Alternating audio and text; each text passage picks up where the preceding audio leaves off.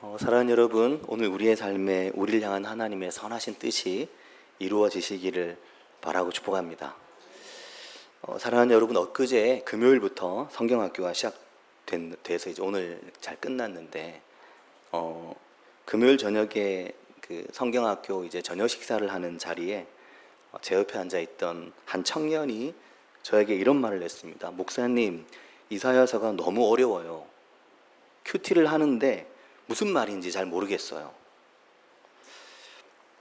공감되십니까? 공감 좀 되시나요? 그게 제가 뭐라고 했을까요? 제가 뭐라고 했냐면 이렇게 얘기했습니다.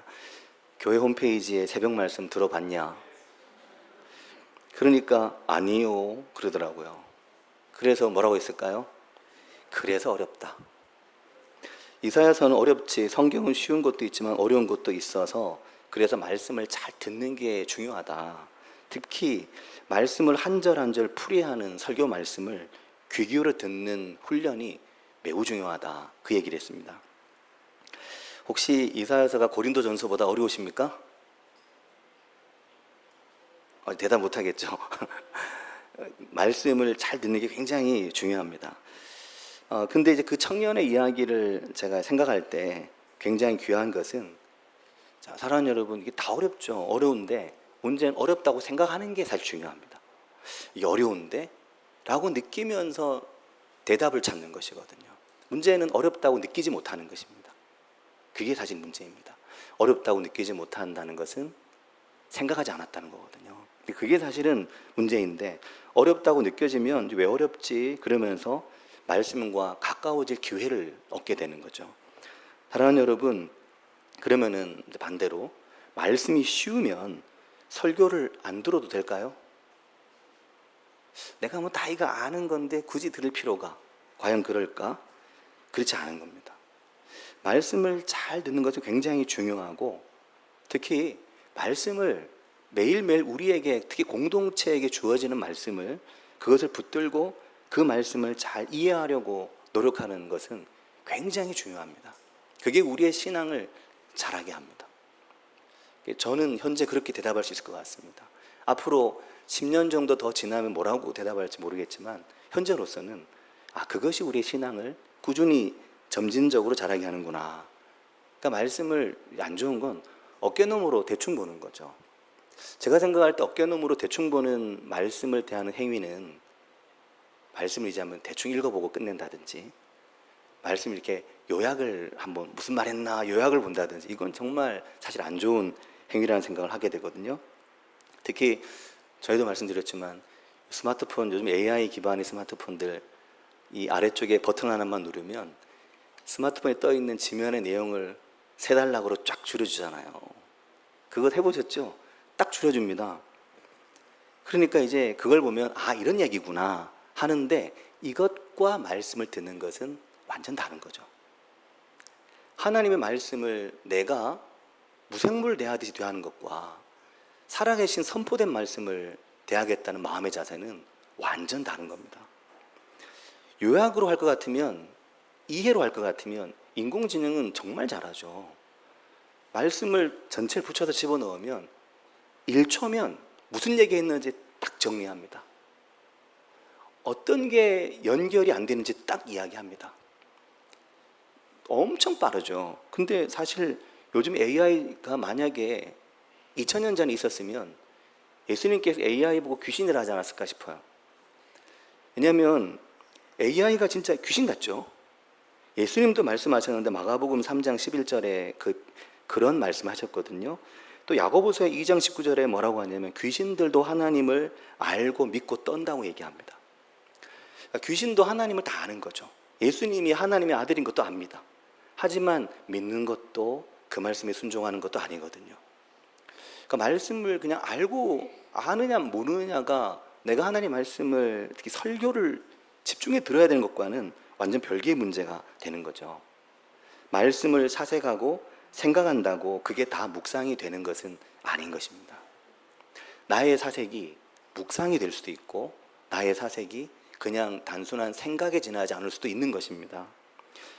하나님의 말씀을, 교회를 통해 주어지는 매일의 말씀을 함께 읽고 교회와 함께 묵상하며 특히 저는 권장하는 것이 새벽 말씀에 일정하게 귀를 기울이는 것이 성경의 말씀을 잘 설명해 주는 설교를 일상에서 꾸준히 듣는 훈련을 하는 것이 우리의 신앙을 성장하게 한다.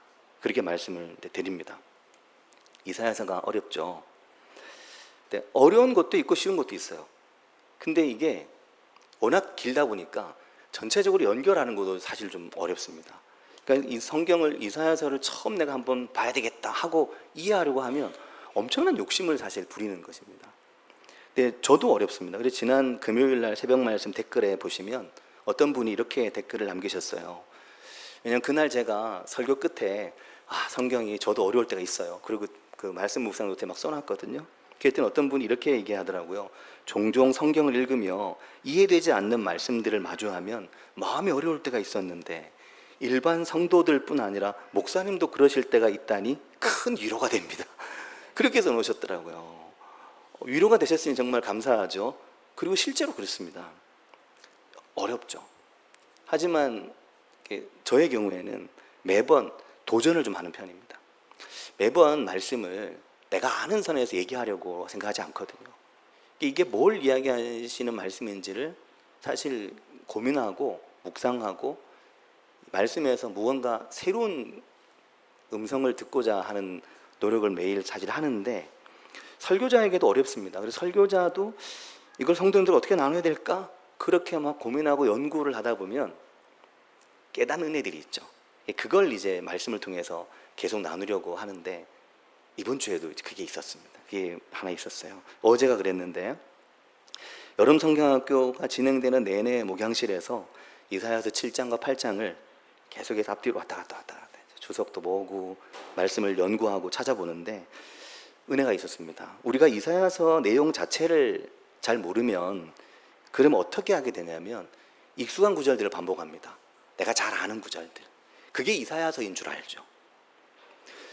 대표적으로 7장 14절 읽었던 말씀도 그렇거든요. 유명한 구절입니다. 대림절이나 성탄절이 다가오면 늘 듣게 되니까 우리가 교회를 다닌 횟수보다 사실 몇 번 더 이 구절을 접했을 거거든요. 항상 이 구절을 접합니다. 하지만 이 구절이 어떤 맥락에서 사용되었는지는 거의 잘 모른다고 저는 생각합니다. 이 구절이 왜 여기 있는지 거의 잘 모르십니다. 왜 그럴까요? 목회자의 설교에 잘 등장하지 않기 때문입니다. 그 맥락이, 배경이. 왜 그럴까요? 목회자가 몰라서 그럴 수도 있습니다. 하지만 그것보다는 하나님의 말씀을 끈기 있게 말씀을 함께 이해하고 말씀을 알아가고 말씀에서 하나님 뭘 말씀하시는지를 설교하고 들을 수 있는 설교자 회중의 이 환경이 없기 때문이라는 생각을 하게 되거든요.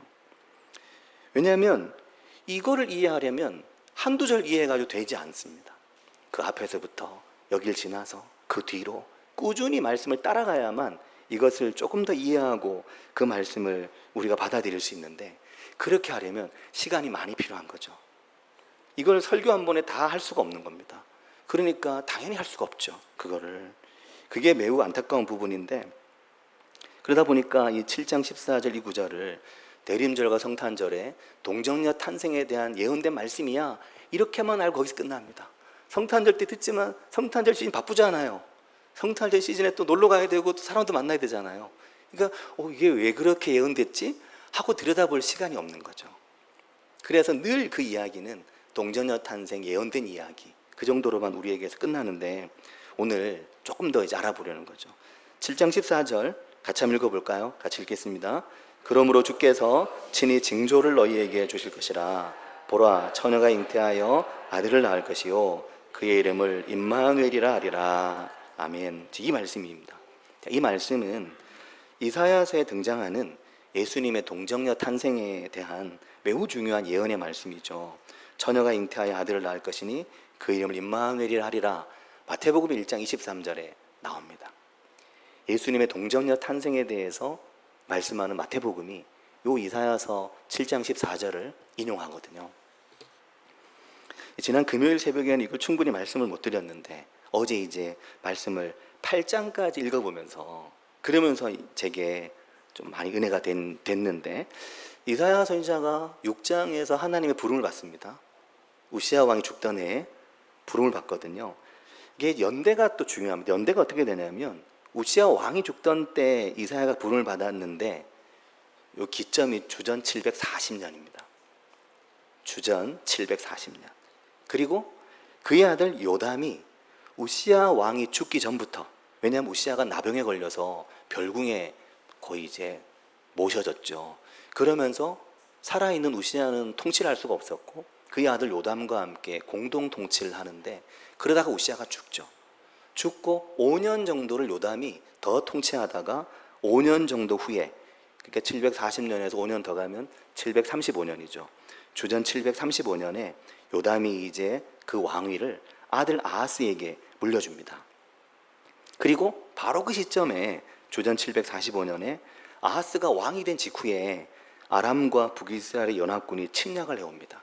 그게 7장 1절 말씀이거든요. 아람의 르신 왕, 또 르말리아의 아들 이스라엘의 왕 베가가 연합군을 이루어서 예루살렘을 침공한 겁니다. 자, 사랑하는 여러분, 역사서를 이렇게 우리가 읽어보면 이 시대가 엄청난 격변의 시대였습니다. 외세에 의해서 유다와 이스라엘이 아주 요동을 치는 때였습니다. 어마어마하게 흔들릴 때였습니다. 우리나라만큼이나 외세 영향력을 강하게 받은 땅이 유대 땅이었거든요. 또 왕들이 너무 달랐습니다. 아버지는 위대한 왕인데 아들은 완전 엉망이에요. 아들은 위대한데 또 그 아버지는 또 엉망이에요. 이런 일들이 반복된 일들이 요 시기에 많았습니다. 그래서 우시야가 죽고 요담 이후에 아하스 이후에, 아하스가 그렇게 악한 왕인데 이 7장에 나오는 그 다음 왕이 누구냐면 히스기야거든요. 그 위대한 히스기야는 이 아하스의 아들입니다. 근데 그 위대한 히스기야 다음엔 또 누구냐면 므낫세라는 아주 완전 엉망인 왕이 또 있거든요. 요동을 치는 왕들, 또 외세, 이 속에서 역사가 아주 급변하고 막 파란만장한 시대였거든요. 이 위기의 때에 북이스라엘과 다메섹, 아람 왕이 연합군을 만들어서 유다를 침공해 오니까 아하스 왕으로서는 속수무책인 거죠. 순식간에 유다의 모든 이 도시들이 일종의 점령을 당하고 예루살렘 성이 공격을 받게 됐는데, 왕이 얼마나 걱정이 되겠습니까? 그러니까 왕이 예루살렘 성에 물을 공급하는, 우리가 새벽에 보았던 윗모 수도 끝에 있는 세탁자들 그 곳, 거기로 왕이 나간 겁니다. 물이 잘 공급되고 있나 이런 걸 보러 이제 갔겠죠. 그리고 거기서 이사야 선지자를 만났습니다. 하나님께서 이사야 선지자를 아하스에게 보냈는데, 이 말씀을 보면 하나님이 이사야를 보내실 때 이사야만 보낸 게 아니고 누굴 같이 보냅니다. 누굴 같이 보냈죠? 아들을 같이 보냈습니다. 첫째 아들 이름이 스알야숲이죠. 7장 3절에 뭐라고 하냐면, 그때 여호와께서 이사야에게 이르시되 너와 내 아들 스알야숲은 윗모 수도 끝 세탁자의 밭 큰 길에 나가서 아하스를 만나, 이렇게 말합니다. 아버지 이사야가 아들 스알야숲을 데리고 갔죠. 이런 것이 이제 우리가 문화적 차이인데, 이게 이제 이 유대인들 이 구약 성경의 가치관에서 보면 그 아들들의 이름을 지을 때 모두가 그렇지만 특히 예언자들은 자식들의 이름이 굉장히 상징적이었습니다. 그 자식의 이름이 뭐라고 짓느냐에 따라 그 의미하는 바가 매우 컸거든요. 스알야숲이라고 하는 이름의 뜻은 너 돌아오라, 그 뜻입니다. 당신 회개하시고 돌아오시오, 그 뜻입니다. 이사야가 스알야숲을 데리고 왕을 만나러 가면 왕 앞에 가서 스알야숲 이러면 너 돌아오라, 그 언어적 뜻이, 그 말의 뜻이 그런 거죠. 우리도 이름에 보면 다 뜻이 있는데 우린 이렇게 막 강하진 않잖아요. 아하스 왕이 스알야숲을 데려가는 행동은 왕에게 당신 돌아오시오, 당신 그렇게 하시면 안 됩니다는 일종의 메시지죠. 근데 이 악한 왕이 이사야 선지자의, 하나님의 이사야를 통한 이 메시지를 거부하는 겁니다. 그래서 이사야가 왕에게 11절 말씀해 보면 뭐라고 합니까? 여호와 하나님께 징조를 구하십시오. 하나님께서 함께 하시고 이기게 하심을 믿음으로 구하십시오. 징조를 구하란 말은 하나님의 기이한 도우심을 구하라는 말입니다. 하나님의 놀라운 징조를, 하나님의 놀라운 역사를 구하십시오 왕이요, 그 말입니다. 그리고 그 뒤에 뭐라고 하냐면 깊은 데에서든 높은 데에서든, 이게 잘못 읽으면 왕이 깊은 데 있나 왕이 높은 데 있나 이렇게 읽혀지는데 그게 아니고, 깊은 데에서든 높은 데에서든 인간의 손이나 능력이 닿지 않는 곳에서 하나님의 기이한 도우심이 당신에게 오도록, 이 위기의 유다가 하나님의 기이한 도우심으로 저 높은 곳에서든 저 깊은 곳에서든 하나님의 놀라운 도우심이 당신을 돕도록 하나님께 구하시오, 그 말이거든요. 근데 12절에 아하스가 뭐라고 합니까? 나는 구하지 아니하겠나이다. 딱 잘라 말하는 거죠. 아니, 선지자가 왕에게 와가지고 유다 왕에게 하나님께 구하십시오 그런데 유다 왕이 한다는 소리가 나는 구하지 않겠다 그러는 겁니다. 제정신 아니죠. 나는 구하지 않겠다 그러는 겁니다. 그러면서 뭐라고 합니까? 나는 여호와를 시험하지 않겠소. 얼핏 읽으면 여호와를 시험하지 않는다고 하니, 신명기에도 나오지만 내 하나님 여호와를 시험하지 말라 하셨으니까 그 말인 것 같지만 전혀 아닌 거죠. 맥락을, 흐름을 보면 나는 하나님께 그런 거 기도하지 않겠다, 나는 하나님을 시험하지 않겠다, 하나님을 놀리는 겁니다. 하나님을 우습게 만드는 겁니다. 하나님이 나에게 그런 굉장한 도움을 줄 수 있는지 없는지, 혹시 못 주면 어떡해, 그렇게 나 하나님 시험하지 않을게, 그러는 이 아하스가 어떤 사람이었나요? 온갖 우상을 숭배하는 자였습니다. 우리가 새벽에도 말씀드렸지만 자기 아들을 불 가운데로 지나가게 하고 자기 아들을 불태워 우상에게 제물로 바쳤던 왕이 아하스였거든요. 그런데 하나님께 이렇게 말하는 건 구하지 않겠어, 하나님을 시험하지 않겠어. 가장 불신앙적인, 가장 철저히 하나님을 부정하는 말인 거죠. 이때 선지자가 뭐라고 말합니까? 14절에 이사야가 아하스를 향해 말합니다. 당신 그렇게 계속해서 이 백성도 괴롭히더니 이제는 하나님도 괴롭히려 합니까? 그러면서 14절에 뭐라고 하나요? 주께서 직접 당신에게 징조를 보이실 것이요. 당신이 징조를 구하지 않아도 주께서 친히 징조를, 아까도 말씀드렸지만 하나님의 놀라우신 도우심이 당신과 당신의 역사에 임하시는 걸 당신 눈으로 보게 될 것입니다.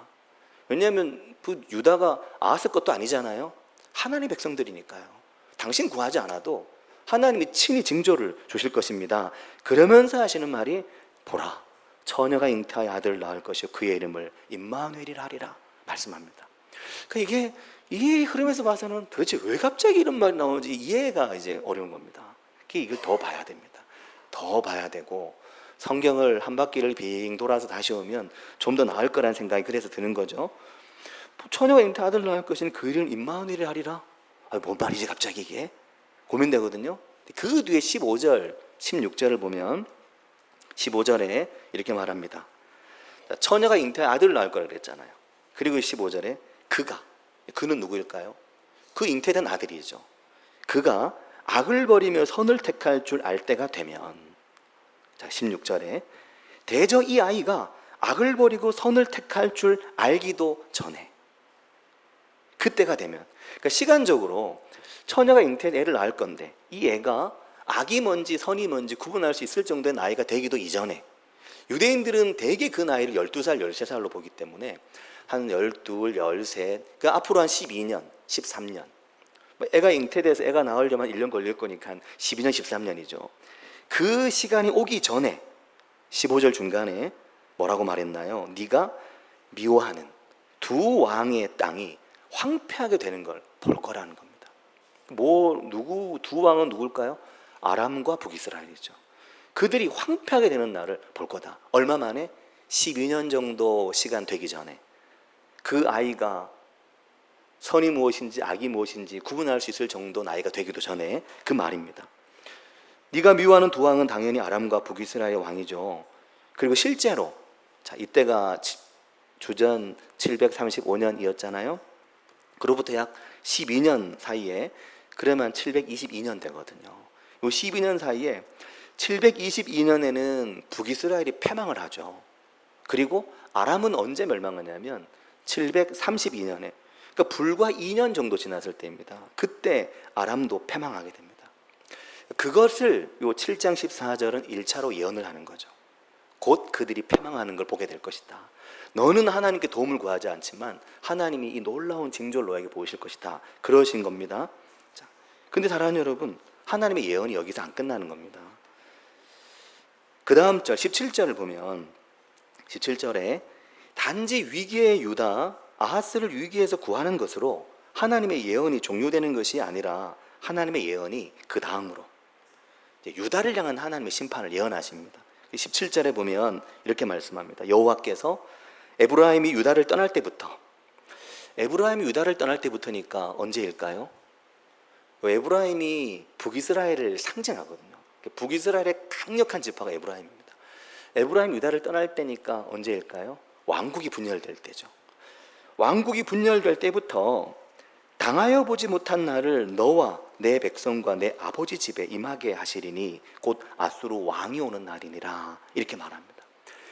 유다, 너희를 향해 너희 왕국이 분열될 때부터 지금까지 단 한 번도 겪지 못했던 어마어마한 고난, 아수르 왕이 오는 그 침략과 공포의 날이 오게 될 것이라고 말하죠.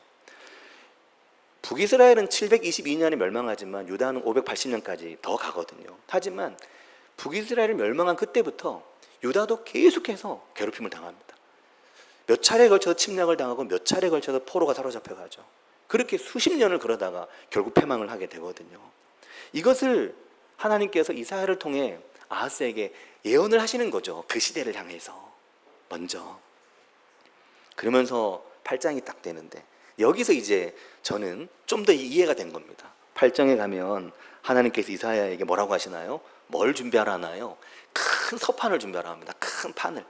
그리고 거기에 마헬살랄 하스바스라고 통용 문자로, 그러니까 누구나 보고 알 수 있는 문자로, 그러니까 큰 판에 마헬살랄 하스바스로 써가지고 누구나 보면 다 알 수 있도록 써가지고 그 판을 준비하라는 겁니다. 쓰라는 겁니다. 거기에. 왜 이렇게 하셨나요? 이유가 있죠. 그 이름을 너의 아들에게 주겠다는 거였습니다. 이제 태어날 아이에게. 7장에서 처녀가 잉태 아들 낳을 것이니 그랬는데 8장에서 너 이제 또 아이를 낳을 텐데 이사야의 두 번째 아이에 대한 이야기를 하는 거죠. 그러면서 3절에 보면 내가 그때 내 아내를 가까이 했고, 이사야가 그가 임신하여 아들을 낳았다는 겁니다. 그러니까 이사야의 둘째 아들에게 그 마헬살랄 하스바스라는 이름을 주시려는 거잖아요. 근데 그 이름의 뜻이 뭐냐면 성경 밑에 관주에도 나와 있지만 노략이 신속하고 하나님께서 이 노략, 이 말씀하신 예언의 성취를 굉장히 빠르게 진행시킨다는, 그래서 아람과 북이스라엘의 모든 걸 아수르가 빼앗아갈 날이 속히 올 거라는 얘기를 하는 거거든요. 그래서 4절에 뭐라고 하냐면 이는 이 아이가 아까는 선악을 구분할 정도였는데 지금은 뭐라고 말하냐면 이 아이가 내 아빠 내 엄마 부를 줄 알기 전에, 아이들이 아빠 엄마 보통 몇 살쯤에 하나요? 한두 살 뭐 그때 다 하잖아요. 그러니까 불과 1, 2년 사이에 신속하게 그게 오기 전에 다메섹의 재물, 사마리아의 노략물, 아수르 왕 앞으로 다 옮겨지게 될 거라는 겁니다. 이걸 이사야를 통해 예언을 하는 거죠. 자, 그러니까 사랑하는 여러분, 이 예언의 말씀이 7장에서부터 8장으로 그리고 이사야의 두 아들을 매개로 해서 계속해서 이어집니다. 곧 다가올 아람과 이스라엘의 패망에 대한 예언을 매우 구체적으로 말씀하시면서 이 예언의 범위를 나중에는 넘어가지고 더 멀리 그래서 결국엔 그 예언이 예수 그리스도의 동정녀 탄생의 그 예언의 말씀이 사용되기까지 이 예언이 이어져 가는 거죠. 근데 사랑하는 여러분, 이 14절 말씀에 나오는 처녀가 잉태하여 아들 낳으리니 구절이 있잖아요. 이 말씀에서 이 처녀라는 말은 히브리 성경의 원문을 보면 알마라는 말입니다. 알마라는 말은 반드시 동정녀를 일컫는 말은 아닙니다. 알마라는 말은 결혼 정년기에 도달한 젊은 여성, 가임기의 여성, 아기를 가질 수 있는 나이의 젊은 여성을 말하죠. 대부분 이 말이 첫 아이를 갖게 되는, 아직 아이를 갖지 않았던 그런 처녀, 이렇게 많이 사용되었지만 법적이거나 혹은 사회적으로, 생물학적으로 완전히 동정녀, 한 번도 남자를 경험하지 못한 여자를 말할 때는 히브리어에 베툴라라는 말이 있습니다. 베툴라라는 말이 있음에도 이 여기에서는 알마라는 말을 썼죠. 그래서 이사야 선지자의 아내가 어떤 여자였는지 여러 학설이 있는데 재혼이라는 얘기도 있고, 이사야가 두 번째 여자니까 그는 첫 아이라는 얘기도 있고 다양하게 설명하는데 여긴 좀 복잡하니까 살짝 건너가서, 그래서 알마라는 말을 쓰므로 1차로는 이사야의 그 둘째 아이의 태어남을 통해서 하나님께서 하나님의 예언을 이루어 가시는 것을 말씀하고, 2차적으로는 더 멀리 동년녀 탄생의 예수 그리스도에 대한 예언의 말씀으로 이사야서 7장 14절이 사용되게 된 거죠. 자, 여기까지 말을 해도 이제 잘 안다고 하실 수 있어요. 조금 더 한번 가보면 마태복음 1장을 펼쳐보면 마태복음 1장에 이제 반대로 마태복음 1장에서 이렇게 한번 말씀을 보면, 요셉이 마리아와 결혼을 하기로 했는데 약혼을 하고 동거도 하기 전에 마리아가 아이를 가진 게 드러났잖아요. 이게 어떻게 된 일이지? 남편 요셉이 가만히 끊어버리려고 했습니다. 왜냐하면 마리아에게 치명적이니까요. 결혼하고 동거하지 않았는데 애가 생겼으니 얼마나 지금 큰일입니까? 그래서 남편이 끊어버리려고 했는데 이때 주의 사자가 현몽했습니다. 요셉아, 네 안에 마리아 데려오길 두려워하지 마라. 그에게 잉태된 자는 성령으로 된 것이니라. 이 모든 일이 된 것은 주께서 선지자로 하신 말씀을 이루려 하심이니라. 그러면서 보라, 처녀가 잉태하여 아들을 낳을 것이요 그의 이름 임마누엘이라 하리라. 이 이사야서 7장 14절에 유다의 위기 속에 아하스 왕 때 선지자 이사야를 통해 예언되었던 그 말씀을 그대로 가져오는 겁니다. 성경에 이사야가 이렇게 말씀하셨지, 그 말씀이 그 시대를 위한 예언이기도 하지만 이 시대에 이 땅에 오실 예수 그리스도를 향한 예언이라고 그 말씀의 참된 의미를 요셉에게 깨우쳐 주시는 것입니다. 성령께서 요셉에게 그 예언이 그 시대를 향한 예언이기도 했지만 오늘 우리 시대에 이 땅에 오실 예수 그리스도, 우리의 모든 죄를 위해 이 땅에 오신 그리스도 예수를 위한 예언이라고 그것을 요셉에게 천사가 설명해 주시는 거죠. 알게 하고 깨닫게 하시는 것입니다. 그래서 사랑하는 성도 여러분, 예언을 접하고 주의 말씀을 대할 때 우리의 자세가, 하나님의 말씀이 과거에 이렇게 말씀하셨고 또 나에게 이전에 이렇게 말씀하셨는데 이 말씀이 오늘 나에게는 어떻게 말씀하실까? 그 말씀의 의미를 알고자 하는 노력과 그 말씀의 의미를 깨닫고자 하는 그런 어떤 말씀에 대한 사랑, 또 하나님의 말씀이 살아서 오늘도 내게 새롭게 다시 임하시는 그 말씀의 은혜에 대한 갈망이 우리에게 필요한 겁니다. 그 하나님의 말씀을 긴장함 없이, 그런 갈망이나 열정 없이 그냥 읽고 그냥 대하면 그냥 다 종이 쪼개기에 적힌 이야기죠. 그냥 다 남들이 다 이야기한 거기서 끝나는 이야기입니다. 하지만 이 말씀이 오늘 나에게 살아서 하시는 말씀 뭘까? 얘기하면 그게 난제예요. 이사야서 7장 8장이. 그럼에도 불구하고 그 말씀을 마태복음은 아내가 이미 결혼도 안 했는, 지금 남자를 모르는 아내가 아기를 가졌는데 그 위기 속에 요셉에게 아니야, 이사야의 예언하신 그 말씀, 보라, 처녀가 잉태해 아들을 낳으니 그 이름 임마누엘을 하겠다 하신 그 말씀 그대로 된 거라고 이야기하고, 그 말씀이 요셉에게 엄청난 힘이 되고 은혜가 돼서 마리아 데려오기를 두려워하지 않고 예수 그리스도 이 땅에 태어나셨죠. 근데 여기까지도 보면 이제 잘 이해가 왔다 갔다 할 수 있는데 뒤로 가면 갈수록 이제 좀 더 이걸 얘기하셨구나, 더 다가오죠.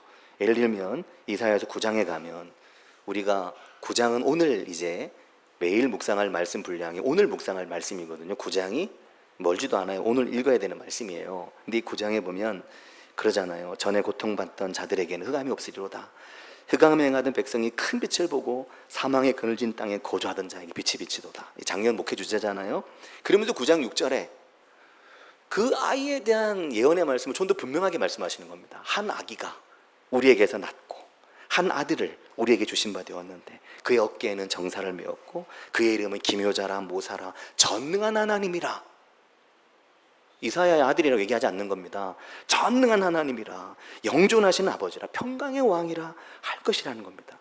그 위대한 왕이, 위대한 아기가 올 날을 이사야서는 막 계속해서 이것을 점점 크게 선포하고 예언하는 거죠. 말씀하는 겁니다.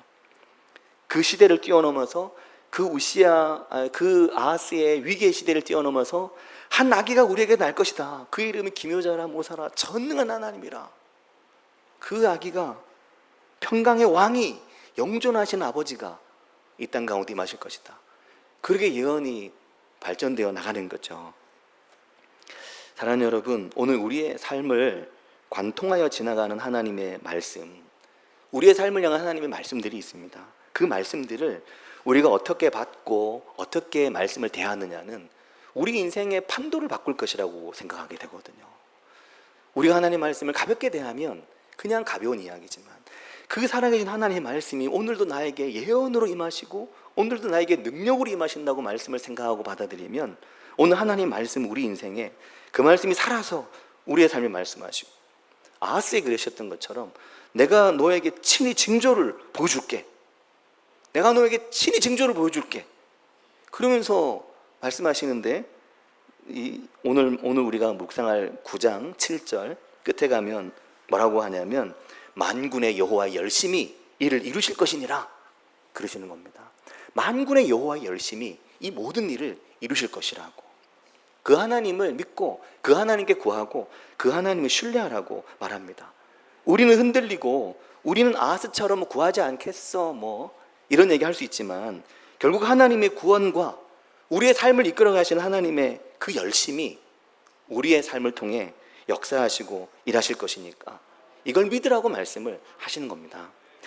사랑하는 여러분, 오늘 이사야서의 이 7장 8장을 설명한다고 설명을 드렸는데 어느 만큼 이해가 되시는지 모르겠지만 부족하실 거예요. 하지만 이 말씀을 읽고 묵상하면서 이사야서가 연말까지 66장까지 가야 되니까 같이 잘 가보시죠. 꾸준히 중간에 빼먹지 말고. 그래서 이사야서를 통해 하나님 오늘 나에게 어떻게 말씀하시는지를 더 발견한 은혜가 우리 각자에게 있기를 바라고 축복합니다. 같이 기도하겠습니다.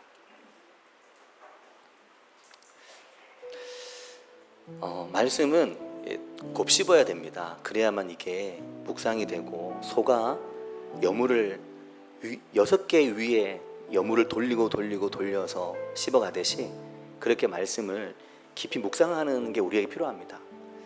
한 번에 다 이해되리라 생각하지 말고 그렇게 말씀을 바라보는데 중요한 것은 말씀을 대하는 그 자세와 태도가 우리의 인생에 큰 변화를 만들어낼 것이거든요. 그래서 하나님의 말씀을 살아계신 하나님의 말씀으로 이해하고 받아들인 은혜, 그래서 만군의 하나님의 열심히 이루시리라는 말씀대로 우리의 삶에 친히 징조를 행하실 하나님 역사를 믿는 믿음으로 우리가 나아갈 수 있기를 같이 한 목소리로 기도하겠습니다.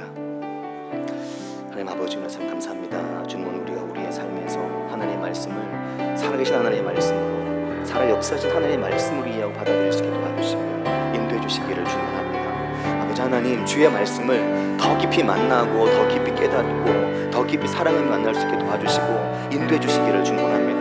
아버지 하나님, 이 말씀이 오늘 우리에게 무엇을 말씀하시는지를 깨닫고 이해하고 알고 싶은 그 욕심과 알고 싶은 그 열정이 우리에게 도와주시 인도해 주시기를 주문합니다. 아버지 오늘 우리에게 이 말씀이 너의 삶에, 이 말씀이 너의 인생 가운데 역사하며 이 말씀이 먼 미래까지 너의 삶을 이끌고 너의 삶을 인도하며 너의 삶을 통과하여 하나님의 역사가 이루어질 것임을 말씀하시는 아버지, 능력의 말씀을 경험하며 능력의 말씀을 만나며 살아계신 하나님의 말씀과 동행하는 저희들 될 수 있게 도와주시고 인도해 주시기를 주님 원합니다. 아버지 하나님, 오늘 주의 말씀이 살아계심을, 오늘 주의 말씀이 살아서 역사하심을, 오늘 주의 말씀이 우리 인생을 붙들고 계심을 경험하며 깨닫고 발견한 저희들에게 도와주시고 인도해 주시길 원하오며 내 삶의 모든 위기와 어려움과 고난과 어려움 속에서 주의 말씀을 통해 길을 찾고 주의 말씀을 통해 길을 보며 주의 말씀이 그 빛을 우리 인생과 비춰주심을 경험하는 인생 될 수 있게 도와주시기 인도해 주시기를 주님 원합니다. 내가 말씀을 보는 것이 아니라 말씀이 나를 보고 계심을 알게 도와주시기 인도해 주시기를 주님 원합니다. 아버지 역사하여 주시옵소서. 주님 기름 부으시기를 주님 원합니다. 아버지 주님을 인도해 주시기를 주님 원합니다. 아버지